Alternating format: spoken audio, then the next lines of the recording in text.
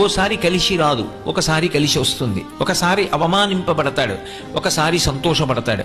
కానీ ఇవేవీ కూడా లక్ష్య పెట్టడు. ఇవన్నీ భగవంతుడికి అర్పణ చేసి తనదైన మార్గంలో తాను వెళ్ళిపోతూ ఉంటాడు. అందుకే ఆయన ఎక్కడున్నాడో అక్కడ శాంతి, ఆయన చుట్టూ ఎవరున్నారో వారికి శాంతి, వారు ఎక్కడ కూర్చున్నారో ఆ ప్రదేశము శాంతియుతంగా ఉంటుంది.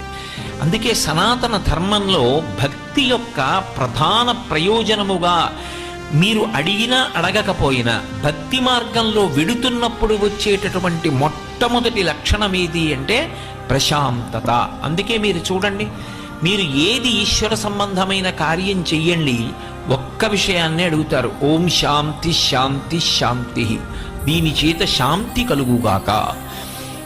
అందుకే త్యాగరాజస్వామి కూడా శాంతము లేక సౌఖ్యము లేదు సారసదళ నయన అంటారు. అసలు ఆ